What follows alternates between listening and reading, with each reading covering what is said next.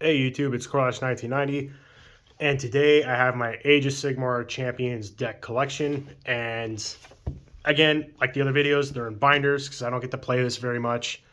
But yeah, I got two binders though because I have a deck for every faction that the game had in its physical form. I really wish, one, that the app was still around because I played it all the time even after the game was canceled. And two, I wish set 4 had been released because it had the Seraphim in it, and I love the little skink little lizard dudes. And it also had more squigs in it to make the squig mill deck more of a viable thing. Though that deck on the app was kind of it was a pain to play against. It was super annoying.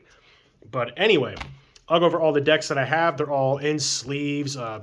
There's a lot of foils in these decks. Though that doesn't really mean a whole lot when this game is pretty affordable still. It didn't spike nearly as much as a lot of the other games. It probably because it was a little newer. Well, it's not probably. It's obviously because of that. And probably I don't know the numbers on this, but it was probably printed to hell and back. So anyway, let's get into this. We'll do this binder second. This binder has all my favorite decks in it. So for each, there's a destruction, chaos, order, and death. I have 3 decks for each of them because those are the 3 different factions that were represented in each of them. So it sucks we don't have all 4 chaos gods, but you know, Slaanesh is kind of Slaanesh. It's definitely my least favorite of the 4, so I'm not really too bummed about that. But this is my Grot deck, and it's based on a Scragrot or whatever the heck his name, the Loon King, the big dude, and then Cunning Grot Shaman too. Which if you lose, you can kind of not lose, and then he kind of his ability's done. But yeah, these are full complete decks. I would not say they're hyper competitive. I built all of these with theme in mind, and I really wish the glare from my light was not right here, so I'm just gonna keep my hands here. But yeah, I went more theme and thematic than actual just hyper competitive. Though I own a playset of this game in probably more than just a playset, probably around 3 to 4 playsets of every card printed, and pretty much a playset of most foils too, at least notable foils. Though a lot of them aren't in these decks. I have them in a collection binder of mine. But this deck, it's all about stacking, and it's getting a bunch of dudes stack, and then your spellcasters play some big bomb spell cards. I like Vindictive Glare, just the artwork. There's probably better spells to be playing, but I really like the artworks on these, and they're actually pretty good spell cards as well. And then obviously Deadly Chop goes into every deck.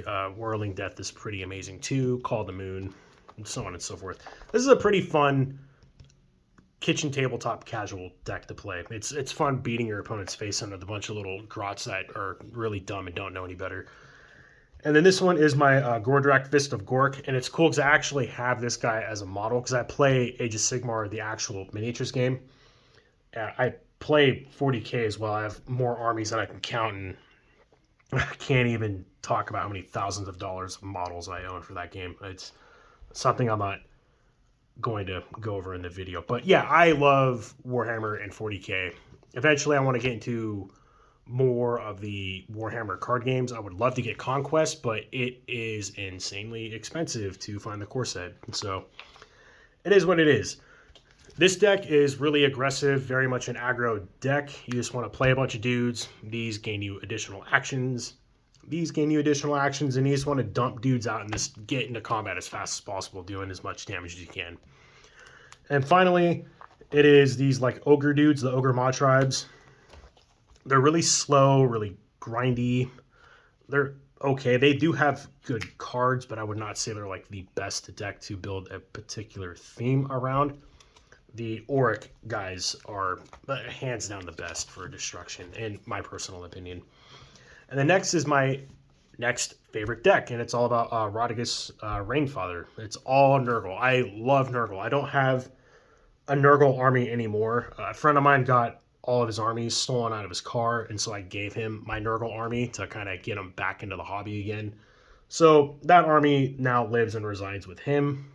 and he's been taking good care of it, so it's all good. But I can have my Nurgle army in the card binder, because I cannot pick up another army. I just don't have any space for it here. But yeah, this is cool. You get to play a bunch of Festering Nurglings, get to play 7 of them. Nurgle's number 7, so it's very thematic with that. Nurglings are really cool, and you get a bunch of them all stacked up, and then they buff each other, and all the buffs stack, and it's crazy. The Deluge of Nurgle is also a great just bomb card. Ends up doing just a ton of damage. And I don't know if you're very familiar with this game, so I'll go ahead and showcase it. The foils in this game are amazing. I wonder if I can get it to show. It's kind of like a metallic foil almost. So kind of similar to, if you play Flesh and Blood, like the cold foiling, it's a little similar to that. It's not exactly that, but it's like a very, this like cold, dark kind of a foil. And a camera just really does not do it justice. But the foils in this game are very, very well done. Very spot on, in my opinion. I wonder if this card will maybe show the foiling off a little bit more. You can see it's almost better in a darker light, but it's kind of has like a mirror, almost tinted reflection to it. Really cool. I don't play a lot of card games that do a foiling technique like this, so you get plenty of foils in a box too. You get a ton of them, and boxes are fairly cheap still. I don't know how much longer that will last. This is not the normal foil. As I was blinding the camera, I'm sorry. But yeah, most foils do not look like the rainbow foil. Rainbow foiling. Yeah, this game does not really do that. The promos did. And then my next deck that I have for Chaos is my Khorne deck, and Skarbrand is awesome. He just dunks on people. This game has a lot of erratas too, for the life and the points and all that stuff.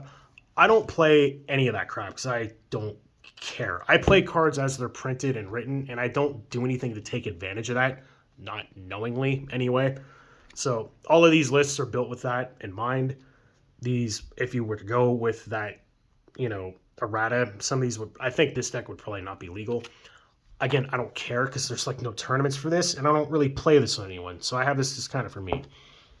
But this deck is all just pure aggro as well. A lot of spell damage, like a lot of ability damage is like the main theme with this, and then this fast units that do damage, or if they're not fast, they do a ton of damage on their last circle. And then Tzeentch, yeah, this deck's all right. I mean, it's good. It's mainly a spell-based deck, which is probably why it's not that great, because spells in the 3 sets that came out were not the best way to do damage. They were too slow. And the wizard that plays them can't do anything, really, once they're out. So I think if this game had more sets, it would have fixed that and made this better. But you can't not have a spell deck. That's every deck in this binder. Going to the next one, it has Death and Order. And Death first. This is my Risen deck. And as you can tell, it does a lot of graveyard shenanigans and a lot of spell damage stuff. So there's more stacking, or no, this one doesn't have the stacking. I have another version of this deck that I keep out to play with, and it's a more stacking theme. So the spirits and stuff. Oh, it's actually my spirit deck. I looked at this guy and thought it was Risen. No, this is my spirit, like ghost deck. But the spirits have 2 ways to play. You can do the stacking version of them, which there's a lot of stacking ones, and there's a lot of good ones, and stacking is good in this game. Or you can go with just the singletons and then do some spell slinging too. And this deck has a little life gain sub-theme. A lot of your cards trigger off of gaining life, like this guy and this. So you want to be gaining life to be able to complete their quests to get your blessings off. And then next, this is my Risen deck. Yeah. It's all zombies, zombie dragons, these like zombie ghost horse dragon things, and it's all stacking themed and a lot of graveyard shenanigans and stuff, and getting additional effects off all your zombies. This deck is also a lot of fun to play. It's, as you can see, it's a lot of units, and you're just playing dudes and just stacking them, and every turn you're dropping something, and it's a very interactive deck. A lot of fun to play. And finally for Death, I have the Vampire / Mordant, which is like the Flesh Eater guys duo. You couldn't really build just a mono deck for either one. I feel like they would have needed another set to really solidify this idea. And this is more of like a mid-rangey kind of a deck for this game. There's some like cheap damage stuff in here, little ping stuff here and there, and it has some spell sling, and it has a lot of answers to certain things. They have some good abilities for damage. And if you're wondering, you don't have to keep all of the one faction separated.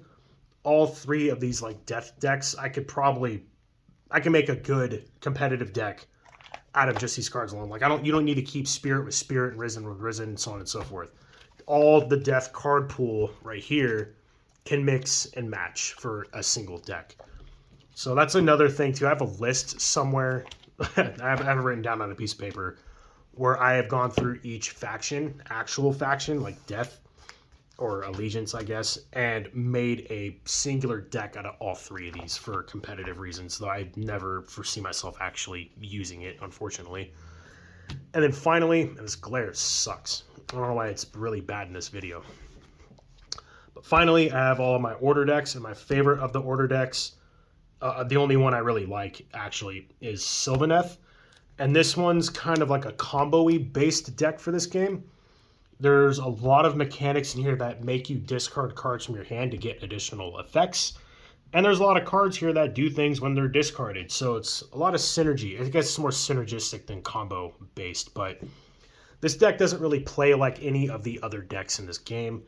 And I also love the Sylvaneth. I used to have a Sylvaneth army back when they were brand new, and I unfortunately sold them all off, and I kind of regret selling them because they're cool little tree people. Like, they're also kind of crazy and evil looking. Like, she looks like she's going to bite your face off. But again, great artwork because Games Workshop does great artwork. And this game is all just artwork based off of Games Workshop. It's all out of the codexes and the lore books and everything. So there's another cool one. It's like tree dude just like about to stab someone. But yeah, this deck's great. It's it can do a lot of damage out of nowhere, and it's really fun to just catch people off guard and just swing them. And then next, which is like the poster child for Age of Sigmar, is the Stormcast Eternals. I really do not like the Stormcast Eternals. I think they look too much like Space Marines, and Space Marines are too bland and dull looking for me personally. Plus, I don't really like playing the good guys. I think villains are way more interesting in Warhammer. But this is a good, again, mid-rangey kind of a deck.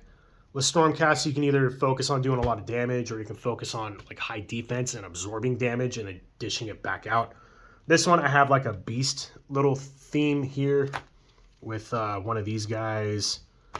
Yeah, this guy can deploy beast units and he does stuff, and he can also cast spells. So that's like the theme with that. And then finally, I have the water elves. I can't remember the name to these guys, though it's probably on one of the cards, but I'm not gonna look.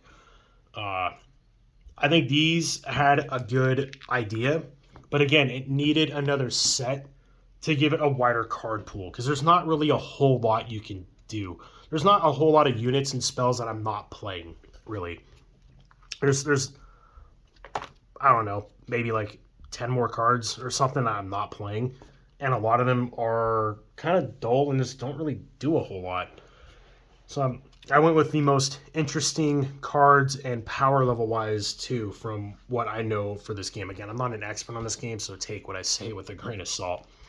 But I felt like one more set really could have done this faction some good. We needed more heroes for them in particular. There's the hero layout, the finding points to make your crew was really restrictful. In fact, I think this is like the only way you can do it without bringing in stuff from another faction. But it's still fun to play. I played a few games with it, especially on the app. It did win. You know, it's not like a terrible deck. I'm also not really the biggest fan of these guys, but man, they got some great artwork. And they're like riding on these like turtle things, and they got this crazy shark that can ride on too, and this really big turtle that has like a whole fortress thing on top of it. Kind of crazy looking. But anyway, that is my Age of Sigmar deck collection, and I'm trying to figure out what to do for tomorrow. And after that, I'll go back in with some more in-depth decks and stuff. I have an order from Category 1 Games coming in for Young Jedi. These are probably not good decks, especially because I'm playing Jedi characters, but I wanted some casual decks. I might do some deck techs for both of these, and I will have deck just like a deck. I'll have the deck lists for these in the description of the video because this is a little more manageable, I think, than writing out a bunch of deck lists for like Jihad and whatnot. But yeah, I love this game. Again, I wish the app was still around. I really do because I played it quite a bit. This game was a lot of fun. The cognitive load for this game was very low. You just play things and just kind of let them rotate and do their thing, and it was great for that. So I had to kind of replace some of my digital games around once that became not supported anymore, which I understand. But anyway, that is the video. Stay tuned tomorrow for my last deck tech thing, and then I'll get back to doing my normal thing, some like opening stuff too. And thank you for the new subscribers that I've seen. Really appreciate it, seriously. Hopefully you are enjoying the content that I'm creating. It's definitely not on any level compared to other people on YouTube, but I'm also doing everything off of just a cell phone, and I also work full-time. Like this is just a hobby of mine. I'm doing this just because I enjoy doing this. I'm not doing this for monetary value. I will not monetize my channel because I hate ads. So again, I'm just doing this to have something useful for people on YouTube, and I've said that probably in like 12 videos now, so I'll stop repeating myself. But anyway, thank you all for liking, commenting, subscribing, and watching my stuff, and I hope you all enjoy, and I'll catch you all next time.